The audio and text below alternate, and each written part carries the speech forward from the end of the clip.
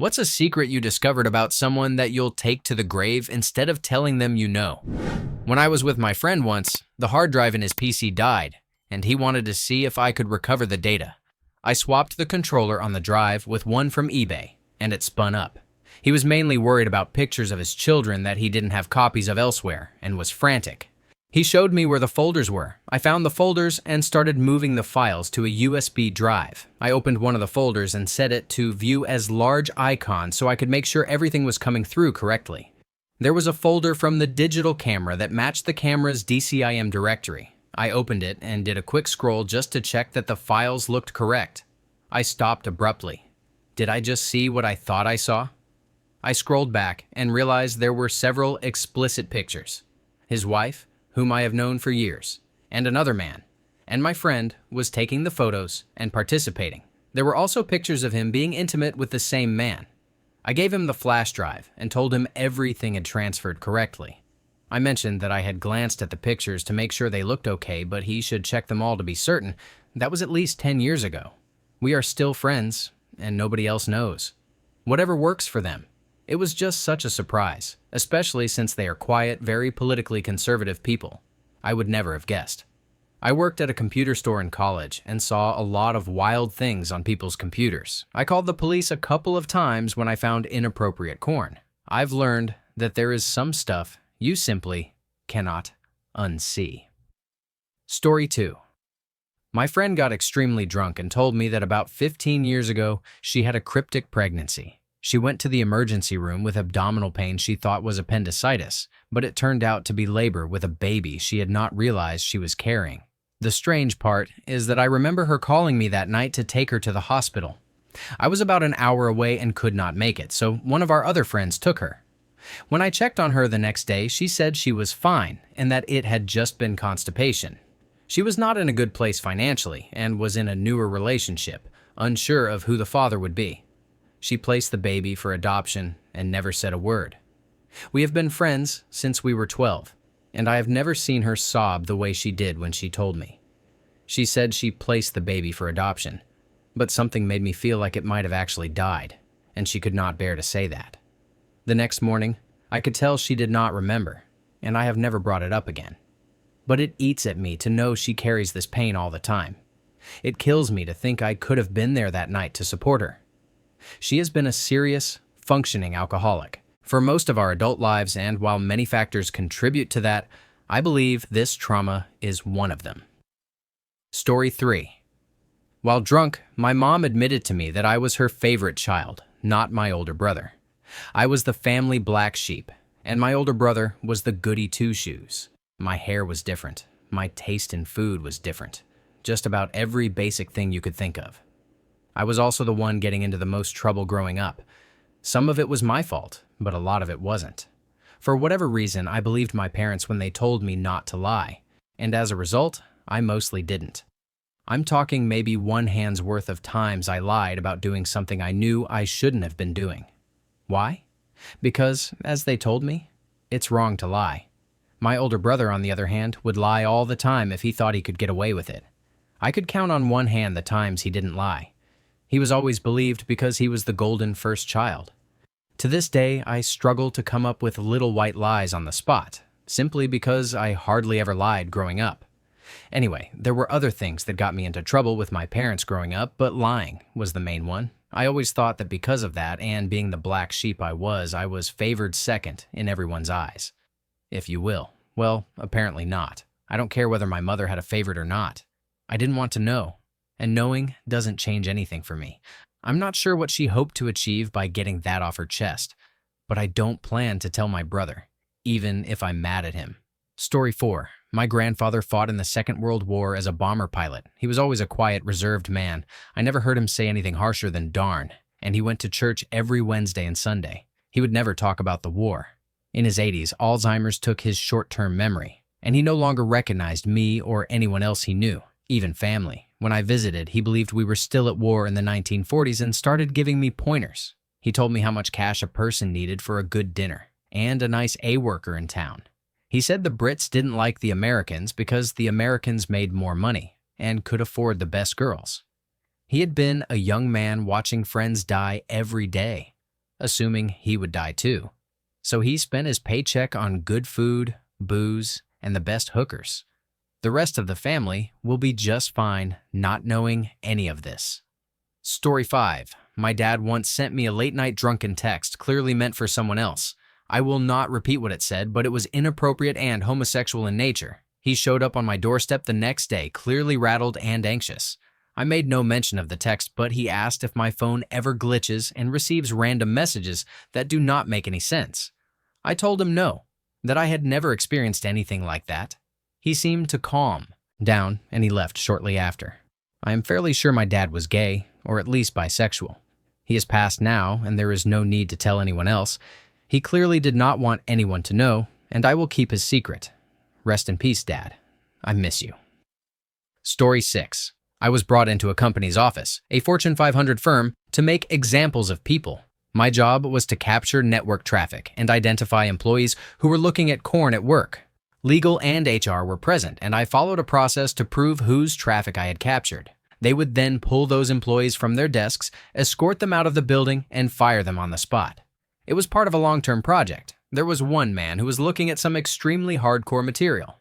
I was able to identify who it was, and it turned out to be a senior executive. I was sworn to secrecy. They shut down the project immediately, and that was the end of it. He was a very nice man, a family man, and I had met his wife at company events a few times. It was hard to look him in the face and act like I did not know anything. He never found out that we knew what he had been doing.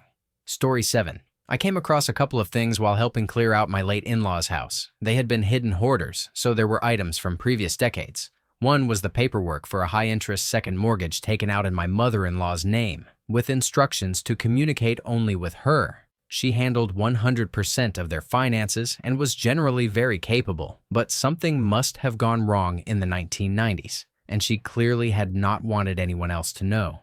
I also found several unopened bottles of my father-in-law's blood thinner. He was devastated when my mother-in-law died and clearly lost all interest in life.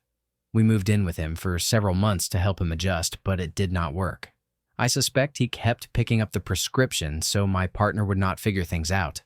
My partner kept a close eye on his health even after we moved out, but once no one was around, he stopped taking the medication.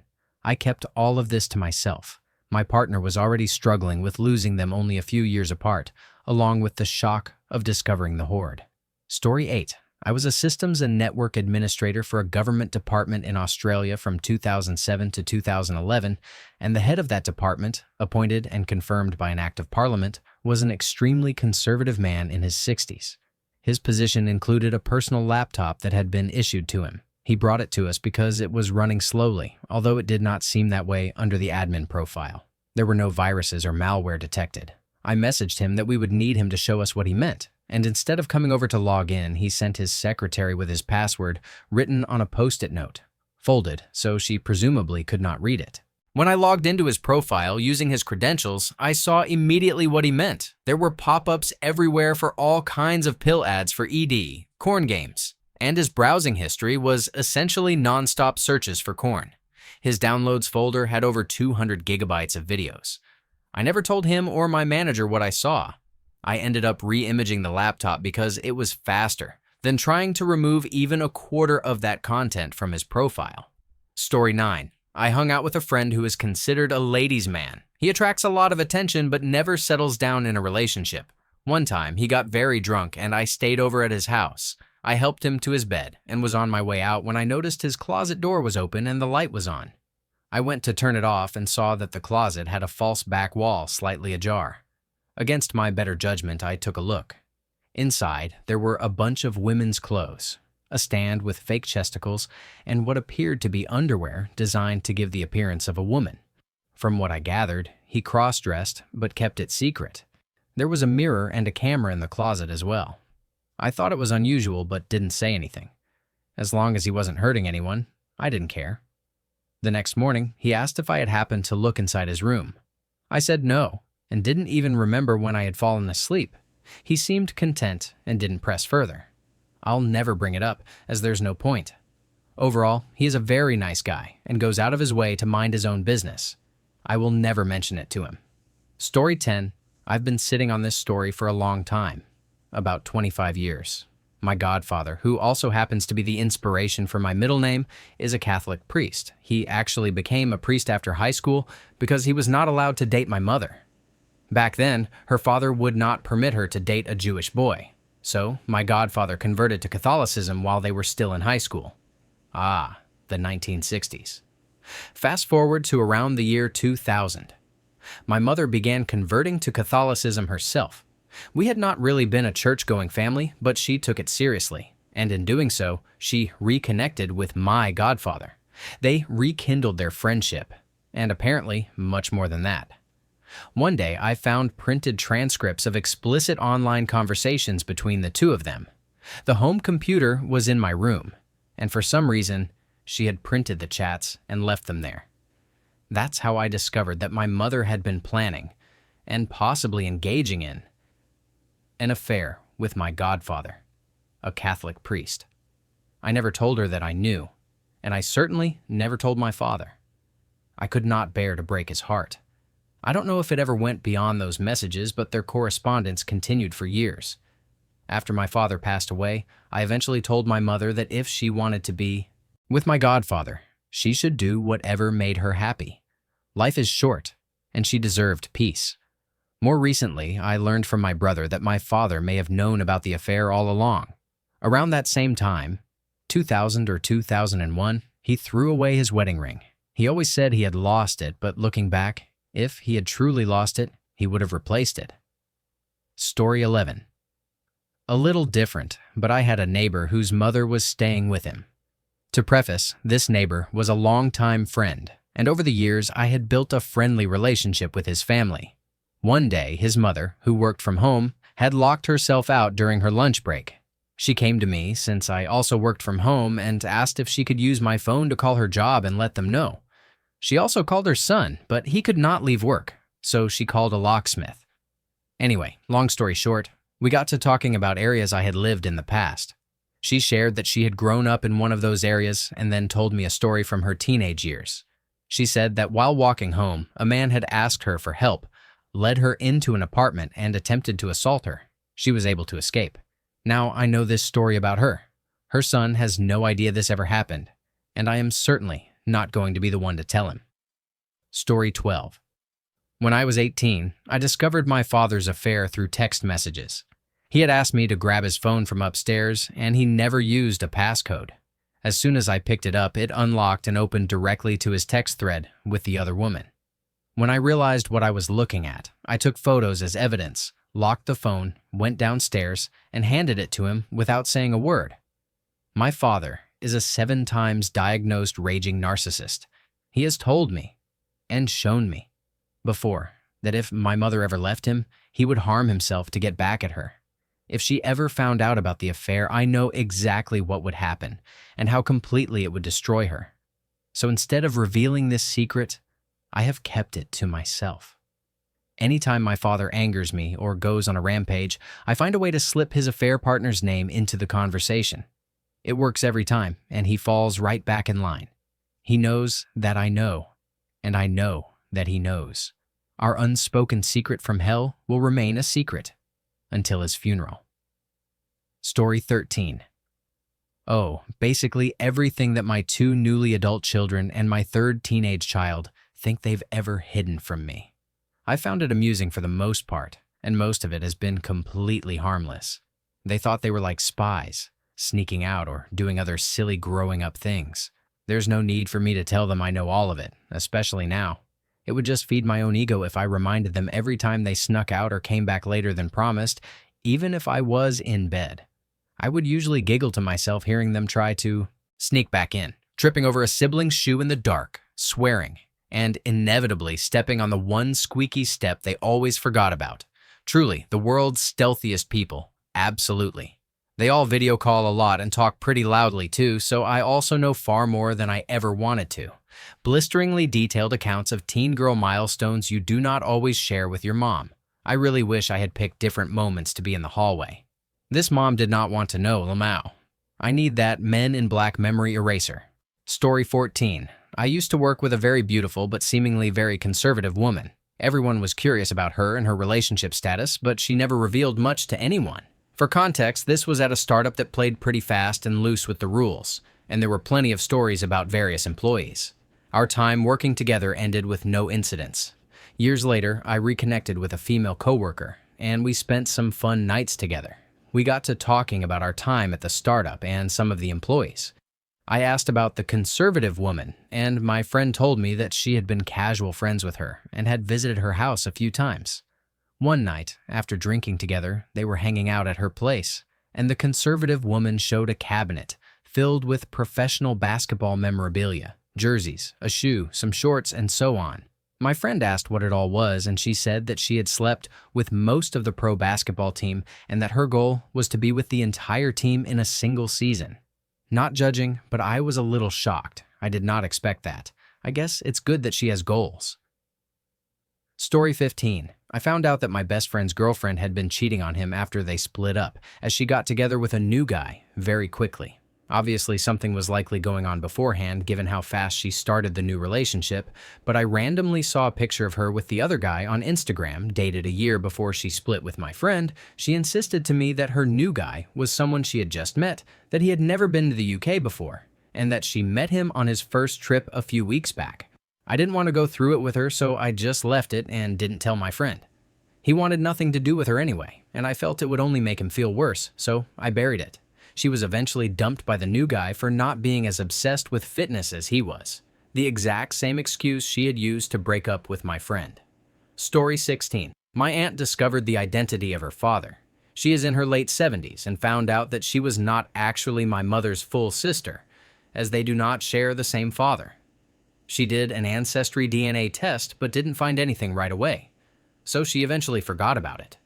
All she knew was that she had two half-brothers somewhere. Given how difficult my grandmother was, as a person, her childhood was full of trauma and neglect. Her daughter and I were trying to figure out who her father was one day, and we found the answer fairly easily. Her biological father died in 2018, but he was definitely not the man she had been told about. He was someone who had been married for a year and had strayed from his wife, though he stayed with her until his death. They had one son who was about a month older than my aunt. Since I am good at genealogy, I looked into the son. He appears to be dangerous for my aunt. He files for bankruptcy roughly every 7 or 8 years. He is a low-level televangelist, and he claims that the political party he opposes is demonic and satanic. My aunt was born with cognitive delays and met her husband in elementary school, where they were both in special education. They each found steady jobs with pensions, earned very good money, and loved spending it on their loved ones. Her daughter, my cousin, and I concluded that her newly discovered half-brother is potentially dangerous for her to know. My cousin carried that secret with her to the grave. I am never telling my aunt. Story 17. I found out my best friend's mom was a raging alcoholic, not away visiting family, during a sleepover when I was 10. My friend and his sisters were mostly raised by their dad, but their mom had a room downstairs that was always dark and locked. I had met her very briefly, and whenever she came up in conversation, I was told she was helping his grandparents with something and didn't want anyone going into her room. It seemed odd, but 10-year-old me didn't question it, especially since he was my best friend, and his dad was awesome. One weekend, my parents went out of town, and I got the green light to stay with my buddy from Friday through Sunday. He lived across the street from our school, and the plan was for me to go home Monday afternoon. Saturday night, around 2 a.m., I went downstairs to get a glass of water and found his mom passed out on the living room floor, her shirt halfway down, with a puddle of urine around her. I had no idea what to do, so I went back upstairs and got some water from the bathroom sink. When I went downstairs in the morning, everything had been cleaned up, and a load of laundry was spinning in the washing machine. My friend asked if I had gone downstairs during the night, but I lied and said I had just gone to the bathroom and got some water from the sink. Both he and his dad looked relieved, and I left it at that. So many things about him and his family made sense after that night, but I would never, in a million years, bring up what I saw to either him or his dad. Story 18. My father lost his best friend in a fire when he was around 40. I had just come home from school, and his truck was in the driveway, which was strange because he usually got home a few hours after I did. I couldn't find him anywhere in the house, but then I heard a crash coming from my dad's shop, which was behind our house. I walked in on him absolutely trashing the place. He was in such a state it scared me so much that I ran home and hid in my room until my mom came home. I didn't say anything to anyone about it at the time. He walked in for dinner like his usual quiet self. I didn't find out until the next day what had happened to Mr. Jim. Later, I went into the shop to assess the damage, and it was spotless. He had torn the place apart and then cleaned it up like it never happened. I guess it was a form of therapy for him in the moment. It was a strange time in our house for a while after that, but eventually, everything went back to normal. I've never told anyone about it. Story 19. My mom got sick with COPD and then became a raging alcoholic. I found her at her mother's house, soiling herself on the couch because she was in renal failure. The ambulance took her to the ICU. She was full-blown jaundice. After an ultrasound, a nurse told her she was in liver failure. She ended up in hospice, and I saw her every day. At some point, her brain and speech didn't match, but I remember her saying that she didn't want her mother to be mad at her for the mess she had made and how sorry she was that it happened. My mom and my grandma had a very tumultuous relationship.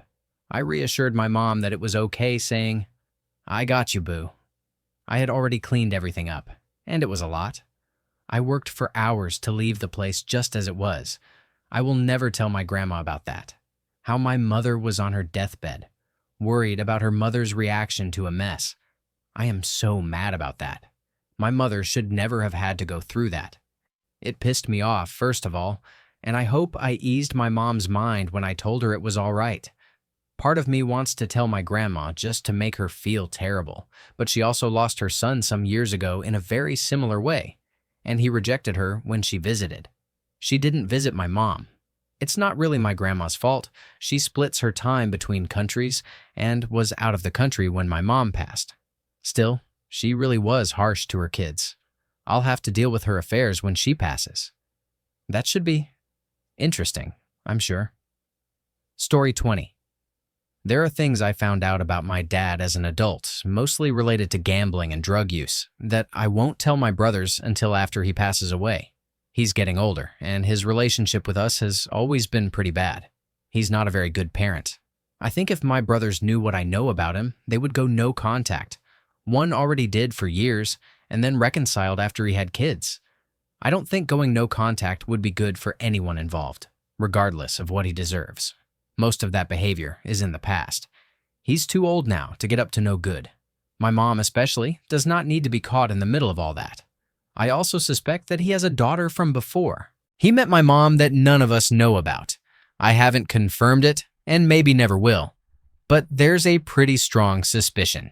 Story 21. I used to work at a natural health food store. I would get phone calls at least twice a day from debt collectors looking for someone named Stuart, not his real name. The more I asked, the more I learned about him. It turned out we had picked up their old number when they closed.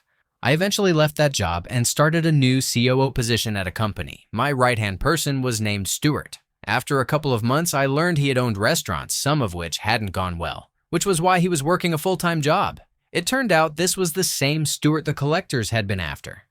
He was an amazing worker, and by sheer chance, I was his manager. I gave him a $10,000 raise up front and told him, "Please use this properly." He paid off the collections and was happier than I'd ever seen him. Story 22. I had an uncle, now deceased, who had a wife and 3 children. They were close in age to my brothers and sisters, and we all grew up almost like one big family. They were the perfect nuclear family. I came from a divorced single-parent household, and we struggled a bit while they could afford vacations, nice clothes, and so on. Fast forward a couple of years, my older sister and I did a 23andMe test and found a first cousin in one of the towns our uncle's family used to live. Curiosity got the best of us, and we contacted her. She confronted her mother, and her mother confessed that they had been co-workers, and that she was the love child of her and my uncle. My sister and I agreed never to tell our aunt or our cousins. They all still speak highly of him, like he hung the moon. We don't want to ruin their image of him, but we know. Story 23. I was pregnant with my first child and taking prenatal classes at my local birthing home, a midwife-assisted, gentle environment for delivery. During one of our classes, there was a woman on the birthing ward screaming absolute blue murder. Fully understandable, yet fierce, guttural, loud, and non-stop. It was quite something for us first-time moms to overhear. The next morning, my pregnant friend's husband texted to let me know she had had her baby. We had the same midwife, and I noticed that the time of birth was very shortly after I had left class.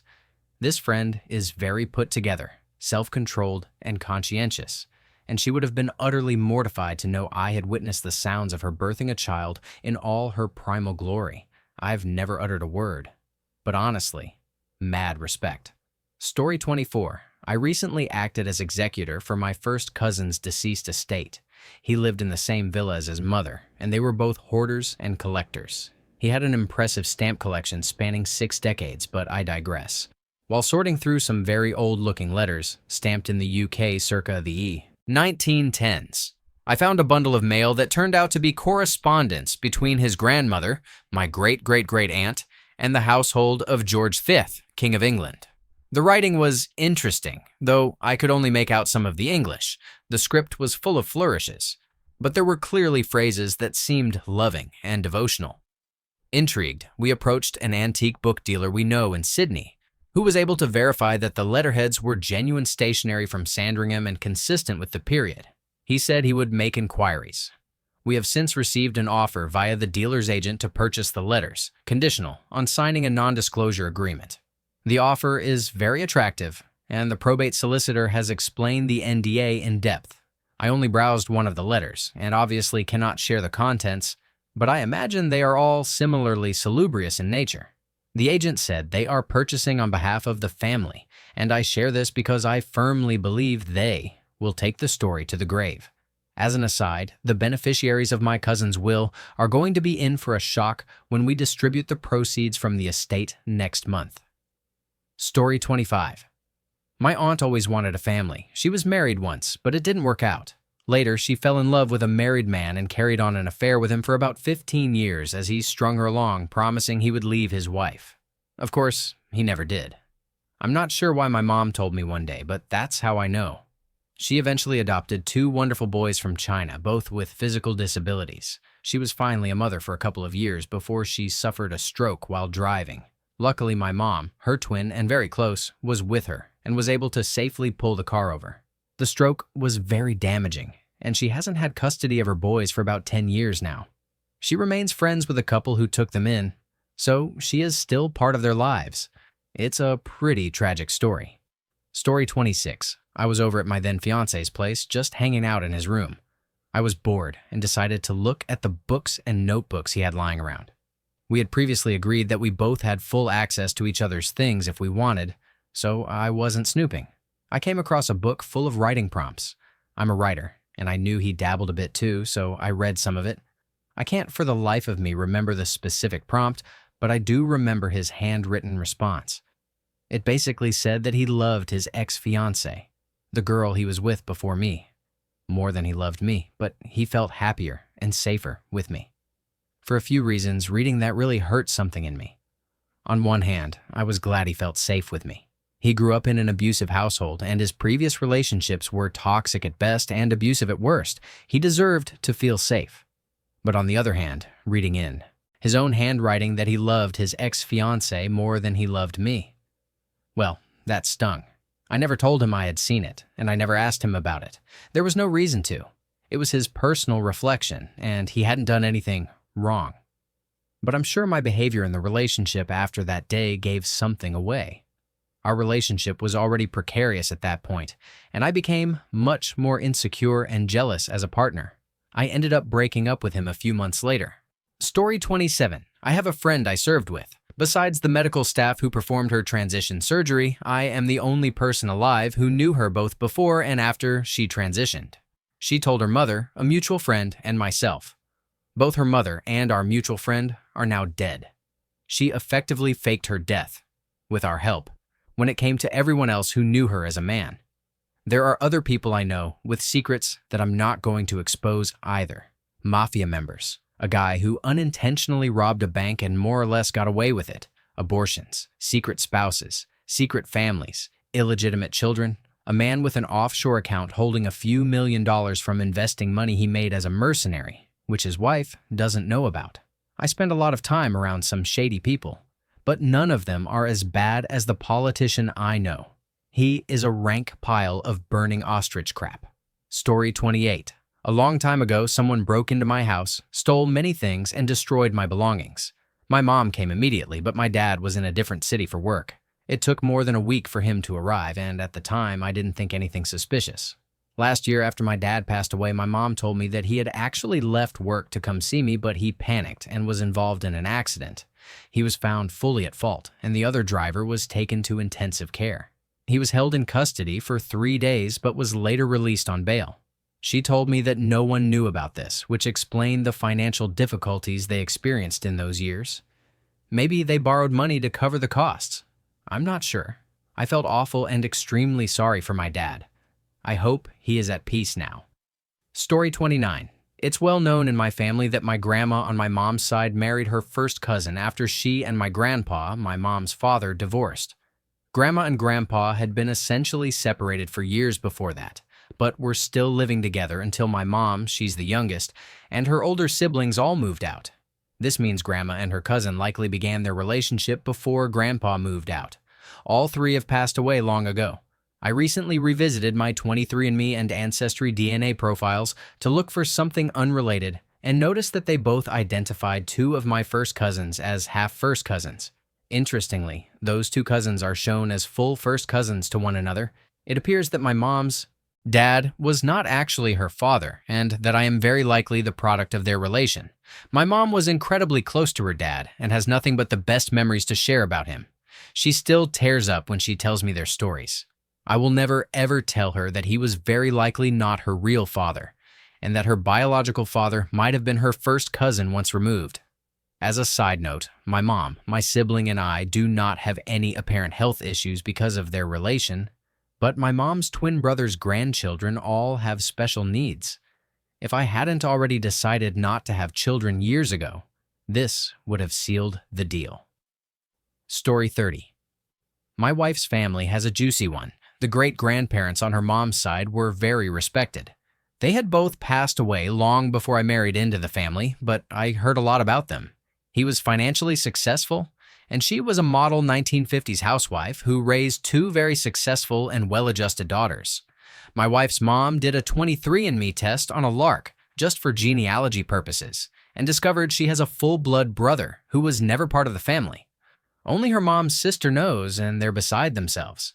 They reached out, found him, and met. He was so happy and kind, but from what I've heard, he had a difficult life. He was adopted by a tough family which was far from ideal. He never knew his birth parents before being contacted, though he was aware he was adopted and had complex feelings about the why question that were not easily answered. It seems that before great-grandpa and great-grandma married, they got pregnant and gave him up. They don't know if Grandpa even knew because he was away in World War II when the son was born. Or maybe Grandpa came home and thought it wasn't his, but it was. It's a bit of a mystery. It's like some Hallmark movie soap opera, except this poor guy missed out on what, by all accounts, would have been 2 good parents and a happy family with 2 sisters who had nice lives. It's kind of crazy. Story 31. I had a friend in high school. Actually, I was friends with him and both of his brothers. Anyway, this guy sold weed and moved in with a 70-year-old war veteran. It took a few years, but he got the old man to put everything in his name. Supposedly, the veteran shot himself while in the shower one day. Even his younger brother knows he did it, but the cops ruled it a self-offing case because he was an alcoholic war vet. It's very sad. He was a wonderful old man and loved having company. I will never forget him. I'd forgotten about that POS friend, and I know he's still a miserable POS. The second wild story involves another guy I was friends with and actually went on a date with once. He killed his girlfriend and made it look like a self-harm case. We were all partying one night. She got completely drunk and passed out cold. About an hour later, we left. And 30 minutes after that, his roommate called us and said he had found her hanging in the garage, the very garage we had just been in. Her boyfriend never cried. He called her a psycho bitch to the cops that night and still got away with it. About 2 months later, there was a home invasion at his house. He mysteriously left right before it happened, and 2 of his roommates were killed. Still, he remains a free man. He also drove his truck through a house, leaving our friend badly injured. Thankfully, they survived, but will never be the same. He only did 9 months for that. This man's father is very well off, knows a lot of local officials, and he is literally getting away with murder. Story 32. I'm quite convinced that my dad is having an affair. He occasionally takes random days off work, conveniently on days my mom also works. Around 10 in the morning, he will go out for some errands and return at 4 in the afternoon, enough time to shower before picking my mom up from work. I suspect an affair because he never talks about these errands. He just says he's going to buy some things. Yet he always comes home empty-handed. On some occasions, when I've asked, "Didn't you go shopping today?" he denies it, especially when my mom is around. The fact that he goes out all day on supposed workdays gives very few details about what he does, and seems to lie when my mom is present makes me very suspicious. Story 33. My granddad was a coal miner on the west coast of our country. Before I was born, he was working in a mine that had a massive explosion, killing 19 miners, the Strongman mine disaster. He never spoke about it to us as kids, understandably. Mom told me that he was working in the next section over, felt the change in the air and the whoosh from the blast, and made it above ground with the other workers in his area. They had to help recover the bodies and remains, and he didn't get home until late that night. Back in the 60s, with no cell phones and very limited phone coverage in that area. He wept when telling Nana about it. He died when I was a kid, and he never knew that we understood what he went through. Also, my uncle, who died at Christmas in 2023 and was a pastafarian, had a massive weed plant in the shed, which my cousin told me about last year. I guess both of these secrets are going to their graves instead of mine, but there's no way I would have ever told either of them that I knew. Story 34. I was told to text a friend of my mom's something just as she left the car. I saw my dad there, my grandfather, whom she was never close with and has no relationship with. He disowned her almost from birth. He had asked her what she wanted from him. She said she wanted a father. She pleaded and reasoned, telling him she wanted him to be the dad everyone else has. He said he couldn't do that for her. Last weekend, I saw him for the first time in 15 years at my uncle's birthday. He didn't even say hi to me, just stole glances at us and left early with his sociopathic wife. We often say in our family that those two are soulmates. One of her daughters had killed herself, and both had left their partners for each other. Today, my mother confided in me about him. She said she wonders about the damage he's done to her. What was set in stone from her earliest memories that shaped and perhaps messed up her future? All the relationships she ruined, all the mistakes she made. She said it's only now, halfway through her lifespan, that she's really reflecting on herself. I've always been reflective, so I've always known the damage that man has done. It was generational. It affected me by osmosis. All I can do is do my best to make sure no piece of his soul infects my children. Story 35. I have no way of letting this person know, and I don't think it's appropriate to tell anyone. One of my friends used to work at a mental health center. Not strictly a rehab, more focused on anxiety and depression, but they also offered detox, getting clean, ED programs, and so on. It's self-pay, but it's not particularly known for having celebrities the way Cirque Lodge, Betty Ford, and some others are. From what I've heard from friends who have been there, it's mostly normal, relatively wealthy people. Anyway, my former friend is a blabbermouth and told my close friend why a very well-known celebrity was there. On one hand, it's interesting because it's completely unexpected and quite different from the publicist's spin. On the other hand, I'm absolutely appalled that someone I know from a recovery space broke HIPAA. I believe she was fired, and I'm glad. People need help and privacy, regardless of their circumstances. Also, the daughter of a much-beloved TV star was in ED treatment with my two best friends. Learning that he is, or was, an absent father made me sad. Story 36. About 3 years ago, my coworker, who was recently engaged to his then-fiancé and talking about sending out wedding invites to all of us, found out at a happy hour from another coworker that I was non-monogamous. Long story on that, but it probably wasn't work-appropriate for the other coworker to share.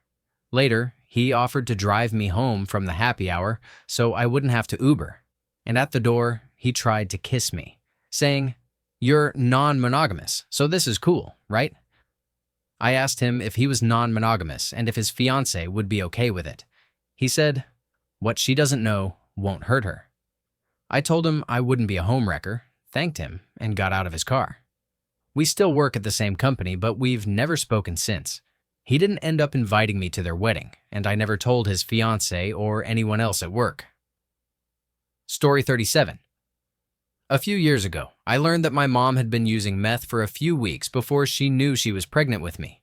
As soon as she found out, she stopped and did her best to be healthy and safe throughout the pregnancy. I know, though, that she would be racked with guilt if she knew that I know. She's always been a bit of a hypochondriac and tends to jump to conclusions about health. I happen to have quite a few medical issues that have never had a clear cause. From what I've read, minor exposure shouldn't have lasting impacts, but I know her. She would be devastated, convinced that my problems were her fault. She was a young mother and a dumb teenager, and she isn't secretive about her experiences or her past. I truly admire that about her, and I don't fault her for experimenting with drugs she probably shouldn't have. I'm actually proud of her for being able to stop for my sake. The only reason I know is because my aunt drunkenly told my older sibling, who felt the need to tell me. I appreciate that too, but I'll be taking this to the abyss for both of us, minus a few dark jokes to my sibling, because that's just how we are. Story 38. One night a few years ago, my parents got into a drunken argument. Neither of them are really drinkers, so it was a surprise. During that argument, I found out quite a few things about their time together before I was born. My father was, and still is, prone to seizures and is a recovering drug addict. My mom has bipolar disorder and comes from a family that, to this day, is still affected by the ripple effects of drug use. They both come from very broken, trauma-filled homes. She lied about her age when they got together, and she became pregnant shortly after. Now, back to the seizures and bipolar disorder. At some point, when they were just starting out together, they would argue and my father would have a seizure. My mother would hit him while he was going through it. There was also a time he slapped her so hard that she was knocked unconscious. They unloaded all this trauma they caused each other, yet neither of them remembers having that big argument that I overheard from the next room. I'm sure anyone reading this is seeing many red flags, and that's understandable. They had such difficult childhoods that their lives could almost be a movie. Despite all of that, they've been together for many decades and couldn't be more in love. They've gone to therapy and continue to work on themselves. Today, they are still together and much healthier than they were. Story 39. 3 years ago, my friends and I felt bad because one of our mutual friends wasn't doing anything for his birthday. We decided to surprise him by showing up at his apartment with a cake and some gifts. When we knocked on his door, he took a little while to open it and seemed very awkward. I had been holding my bladder for a while, so after the surprise, I ran to the restroom. I turned on the lights and went to use the toilet. As I was grabbing toilet paper, I looked to my left and saw a lot of toys and a bidet right in front of me. I was kind of in shock. I never imagined he'd use those kinds of toys. Ha ha. He usually kept to himself, was very quiet, a little awkward, and nerdy. But I just knew he'd be so embarrassed if he thought I saw, so I walked out of the bathroom and acted like nothing had happened. When I came out, he was outside, waiting to come back in. He definitely remembered and went to hide them. I just brushed it off and acted completely normal, so he wouldn't suspect anything. He came out with a really red face and wouldn't make eye contact with me. I started singing the happy birthday song, everyone joined in, and we all pretended like nothing had happened. This is actually the first time I've talked about it to this day. Story 40. I have a sister. Dad cheated a few times over the years and got caught, and I have no idea why Mom always took him back. But she doesn't know that one of those flings resulted in a child. Dad mentioned it once when he was drunk. I never forgot, but he did. It turns out that one-night stands and alcohol were his way of coping with the Gulf War. He was one of the soldiers clearing a path for his convoy along a highway in Kuwait, one of the first after the bombing run.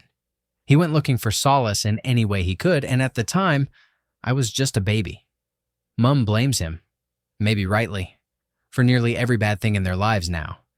Perhaps it's punishment for cheating, I guess. But I could never blame him, especially after I started digging, learning about Highway 80, his role, and the circumstances around my sister's birth.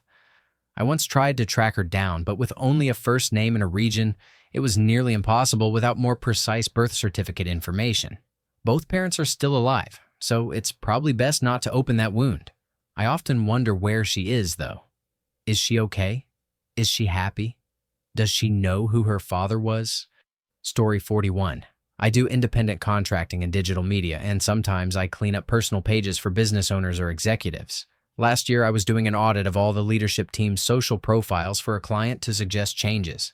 While reviewing the CEO's profile, I noticed that although he follows relevant organizations and political figures, the majority of the accounts he followed were of influencers, corn stars, and other young women posting risque content, including local influencers.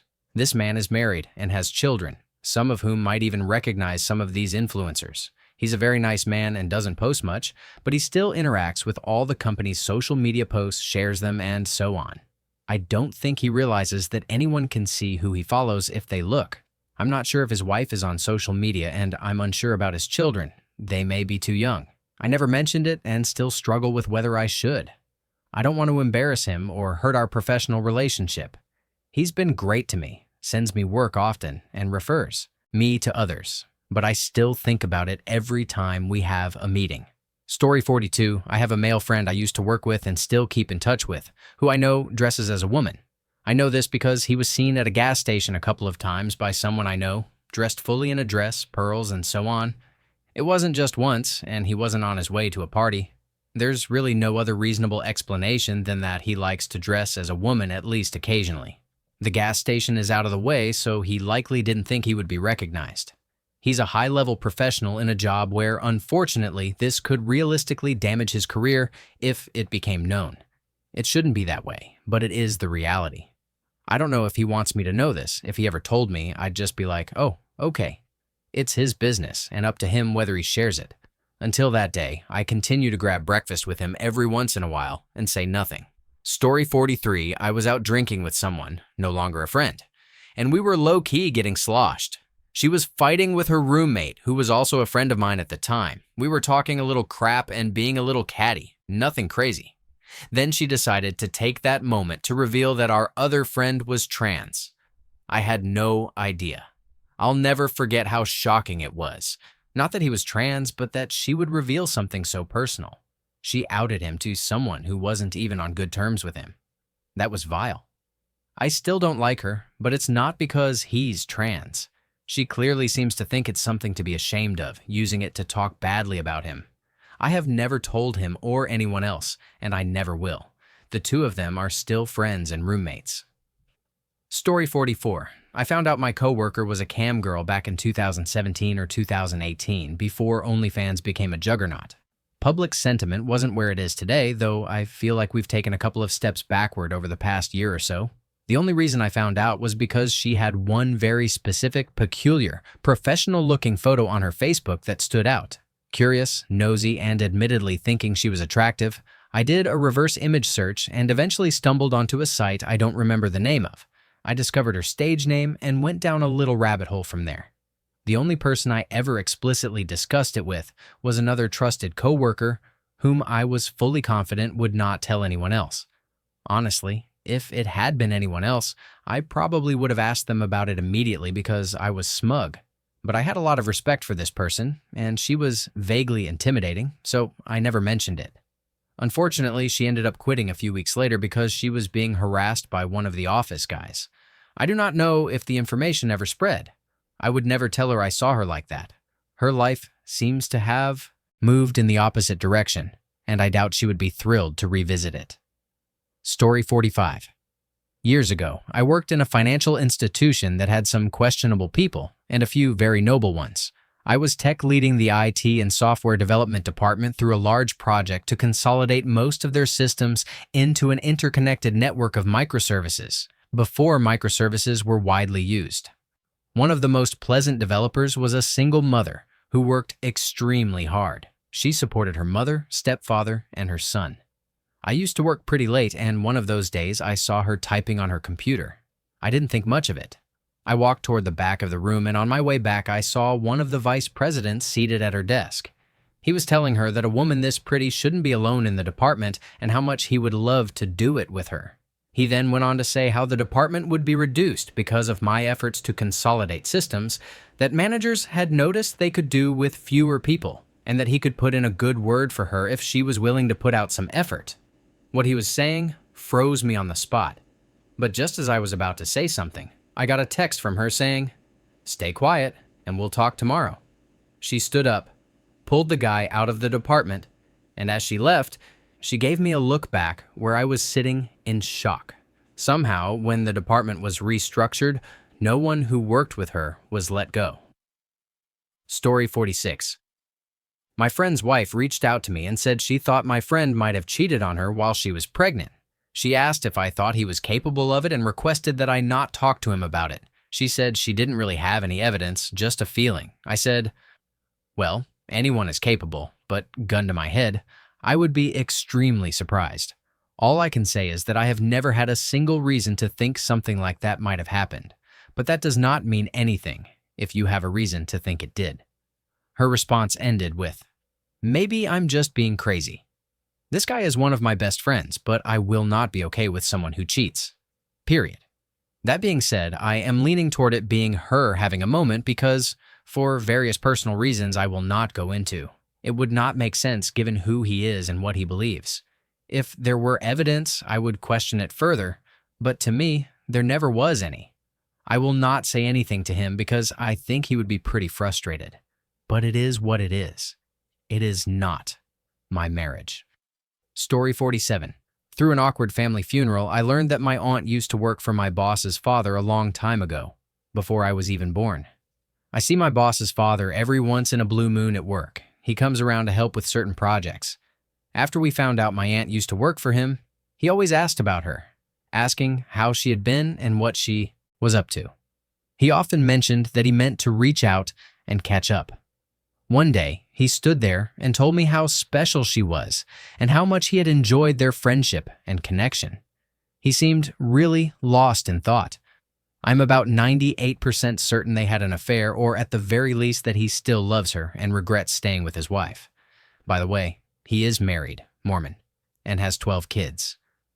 I have always wanted to ask my aunt if it is true, but I cannot bring myself to do it. I decided to let it go and keep it as a secret. A little thought that I am pretty certain is true. Story 48.